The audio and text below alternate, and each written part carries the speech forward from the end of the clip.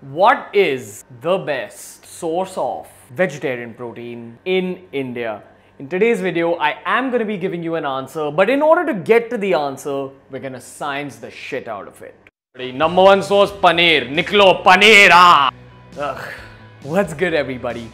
Today's video, we're going to exclude paneer and dairy from the conversation because paneer is very difficult to make. Firstly, you need a lot of milk to create that little amount of paneer that you'll have for lunch or dinner. Secondly, paneer is a little harsh on your digestive system. It's a slow digesting protein, read casein. But in saying that, it might lead to problems like acne, like bloating, like flatulence, especially if you're someone who's lactose intolerant. And the same goes for something like whey protein. As good as it is, it's not a part of today's conversation because today's conversation is about finding the ultimate source of plant protein. Ja गाय के साथ plant protein खा. Proteins are the building blocks of life. Everyone knows that, but what most people don't understand is the term amino acid profile. Amino? Beer bicep, it's not amino, it's amino. Amino acid profile. Basically, every protein has some kind of amino acid profile attached to it. It's like its identity, its profile. Now, protein A that you're consuming might be high in certain amino acids and protein B might be high in some other amino acids. That's what an amino acid profile is. It helps us distinguish between protein sources. So an amino acid profile basically shows us what the protein is made up of. Now, if you get a little bit deeper into the science, we break down amino acids into essential, non-essential and conditionally essential amino acids. So firstly, you've got to understand the term essential. This tag is attached to amino acids because we're talking about the food requirements of your body. Conditionally essential amino acids are only required when your body is under some form of stress. If you are suffering from a disease or if you're injured, that's when it's essential to consume some form of conditionally essential amino acid. But the real conversation here is between non-essential and essential amino acids. Essential amino acids are essential for you to consume through your food. Why? Because they're not produced internally by your body. You can only get them through an external food substance. There are 9 essential amino acids. Non-essential amino acids are produced by your body itself. You don't need to rely on external food for your body to get non-essential amino acids. It's produced by the body itself. But let's talk a little bit about essential amino acids. Now, these are the 9 essential amino acids. You don't really need to remember the names, but what you do need to remember is that to synthesize lean muscle inside your body, you've got to ingest all 9 amino acids. You don't need to ingest them in one meal, but over one day, ideally you should be consuming a good amount of all 9. These 9 will combine together to make your body an anabolic environment and help you put on a little bit of muscle. Now, you got to remember that animal protein, as everyone knows, has all 9 essential amino acids. But that doesn't mean that if you're someone who's only consuming plant protein, you can't build muscle. Now, plant proteins are deficient in some of the 9 essential amino acids. Depending on the plant protein you select, it'll be deficient in one or the other. So your job, if you're someone who's consuming plant protein, is to make sure that you're getting all 9 essential amino acids. And this is where the game gets a little bit interesting for vegetarians. Now, as a vegetarian, you've got to remember that you get protein from all these sources. Now, you can't rely on just one of these sources and expect to fulfill your entire protein requirement, especially when we're talking about the 9 essential ones. So if you're someone who buys just a pea protein supplement and if you only consume that, that's not enough for you in the long term. So what's your solution? Let's make this a little bit India specific. The number one plant protein source available in every single Indian house is dals, lentils, legumes. Now, most dals have a very similar amino acid profile, but there's one key essential amino acid that they lack. That's called methionine. And methionine is derived from brown rice based products and wheat based products. So if you're someone who wants to consume all 9 essential amino acids, ideally you should be combining your dal with some brown rice or some wheat-based product. That's what makes it a complete protein source. But you also need to remember that the other issue with consuming vegetarian proteins is that usually, yes, they're high in protein, but they also might be a little bit high in carbs and maybe even fat. Take up the case of paneer again. It's high in protein, but it's obviously high in fat if you don't take care of the milk you're using. Take up the case of something like rajma. 1 cup of boiled rajma, that's about 177 grams of rajma, has about 15 grams of protein, but it's also got 40 grams of carbohydrates. Now compare that to something as simple as white rice, a source of carbs. 1 cup of white rice, that's again about 175 to 177 grams of white rice, has about 38 grams of carbohydrate. So consuming 1 cup of rajma by itself alone is equal to consuming 1 cup of rice. If you're someone who's eating rajma chawal, yes, you're getting 15 grams of protein, but you're getting around 80 grams of carbs. So whether you're a guy or a girl, in the long term, your goal has to be to put on lean muscle. Now that can be a little bit difficult as a vegetarian because of this macro game, these extra fats and extra carbs. So what do? You want something that gives you a lot of protein without the other macros. And that's where the solution comes in. The number one solution for vegetarians is supplements. अरे body चाहिए ना, supplements तो मांगता है. Supplements. Keep in mind on Beer Biceps, we don't promote the use of supplements that much. We're not like other fitness portals that say, you need your BCAAs, you need your creatine, you need your protein shakes. We don't believe in that. What we do believe in is hitting your protein goal. That's your requirement as a human being. In Indian society, we're not educated on this protein goal concept. I've spoken about that in one of my past videos. Make sure you check it out if you want to calculate your own protein goal.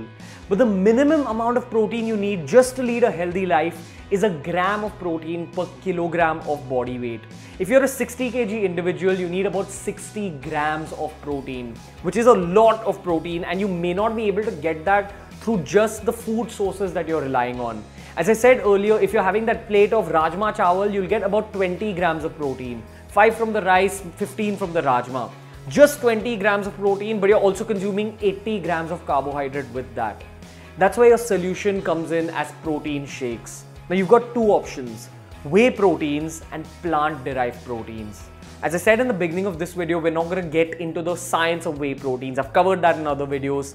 And also keep in mind that whey proteins may not suit everyone. Now you'll see so many videos talking about the upside to using whey, but what people don't talk about are the downsides. And contrary to popular belief, whey protein doesn't cause kidney stones or it doesn't cause your liver to malfunction, but there are real downsides other than these. The real downsides, as I spoke about in my older video on whey protein, is that 60% of the human population is lactose intolerant. That means their bodies aren't suited to digesting milk. So a lot of people are lactose intolerant and they don't even know this. Some people will say that after consuming whey protein, they experience things like bloating or flatulence or an upset tummy or indigestion.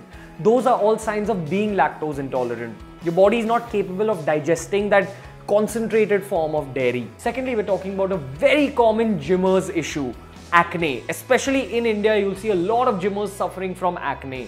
And a big reason that they may be suffering from acne is whey protein. There aren't studies that show a relation between whey protein and acne, but there are studies that show a relation between dairy and acne.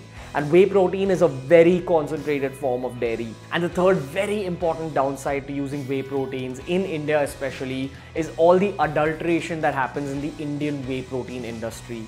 This is something I don't even need to elaborate on. Everyone knows that India's got a massive problem when it comes to fake supplements. It's said that more than half the whey protein supplements that are sold in India are fake, and that's a huge issue because you don't even know what they're adulterating it with. They could be adulterating it with glass, with chalk powder, with other added dairy derivatives. You never know. But in today's video, we're not going to talk about dairy. Let's cut off whey proteins from the conversation and let's talk about all your other options. Even if you're someone who does eat non-veg, this is a very important food option for you. Primarily for all these reasons I spoke about. Your best option if you're cutting off whey protein in terms of supplements is plant proteins. Keep in mind there's a bunch of differently derived plant proteins. There's pea proteins, brown rice proteins, hemp proteins, and soy proteins. Now soya by itself in its unprocessed form, that's tofu, soya chunks, that's alright. It doesn't really mess with your hormonal system. Rule of life is that soy products that have gone through heavy processing are the ones that actually mess with your hormones. While soy is being processed, it's put through a very long industrial process where things like hexane are added to it. And hexane in the long term can lead to complications in your hormonal system. So this whole thing about soy products harming your hormonal system is about processed soy products. And that's why a lot of people who rely on soy-derived plant proteins are also playing the game wrong, because it's a very heavily processed soy product. So what do you do if you can't rely on whey proteins and all these other plant-derived proteins? Keep in mind, I've been running Beer Biceps for 2 years and I've wanted to make this video a long time back, but I couldn't because I didn't have a concrete solution to give my viewers. The concrete solution is that ideally you should be consuming a plant protein blend. So either you can buy multiple plant proteins and blend it together, or the better option is that you go for a good quality plant protein blend. Keep in mind, on Beer Biceps, we only associate with top quality products. A company called Olena approached me recently, and Olena manufactures this plant protein blend. Now their protein powder contains all 9 essential amino acids. So it's fantastic for building lean muscle in the long term, but more importantly, the product is free of preservatives, artificial sweeteners, and very importantly, as a plant protein, it's free of all soy-derived proteins. That's a very crucial factor in selecting a plant protein. But also keep in mind, for all the Chetans of the world, you cannot compare plant protein to its whey protein counterparts. Whey proteins are rated based on mixability and taste and smoothness and factors like that are promoted by the bodybuilding industry. Plant protein is a completely different kind of supplement. The biggest reason you're taking it is for your skin's health, for your overall health, other than the obvious requirement of your protein goal. Something like a protein supplement should primarily be consumed because it's easy to be consumed and you can hit your protein goal very easily. Remember, on Beer Biceps, I only promote products that I would put in my body myself. I've been using this plant protein for the last month with fantastic results, not just in terms of your protein requirement needs, but also in terms of things like your skin health and your overall health. Olena is priced at about 2199 for 2 pounds, which is a very good rate for a protein supplement. Now obviously this supplement is going to help supplement your diet and it will help you build bigger biceps and triceps and all that. But that's not what your long-term goal should be. Remember, your long-term goal isn't about aesthetics like your chest line or your abs. Your long-term goal is to become that healthiest version of yourself. Make your human body consume what it's meant to consume. I highly recommend you try out this new product, but I also highly recommend that you keep experimenting over time. The link is in the description. Make sure you check it out. This is my pick for India's #1 plant protein.